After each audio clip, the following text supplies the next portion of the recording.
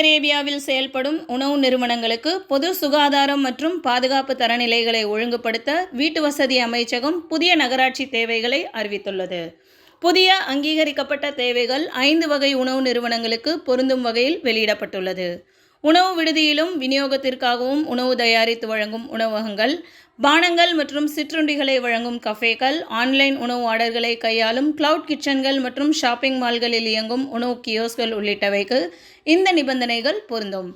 அனைத்து உணவு நிறுவனங்களும் சவுதி கட்டிட குறியீட்டிற்கு இணங்க வேண்டும். இதில் மின்சார அமைப்புகள், காற்றோட்டம், ஏர் கண்டிஷனிங் மற்றும் சுகாதாரம் ஆகியவற்றிற்கான தரநிலைகள் மற்றும் வழுக்காத தரை, தீயணைப்புக்கு தேவையான பொருட்கள், முறையான வடிகால் அமைப்புகளை நிறுவுதல் கட்டாயமாகும்.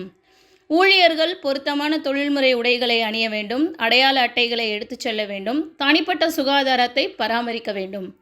நியமிக்கப்பட்ட பகுதிகளை தவிர வளாகத்திற்குள் புகைப்பிடிப்பதும் தடை செய்யப்பட்டுள்ளது. அதேபோல் ஊழியர்கள் நிறுவனங்களை குடியிருப்பிற்காக பயன்படுத்தவும் கூடாது என்றும் தெரிவித்துள்ளது. மேலும் இதுபோன்ற தகவல்களுக்கு சவுதி நியூஸ் சேனலுடன் இணைந்திருங்கள். நன்றி.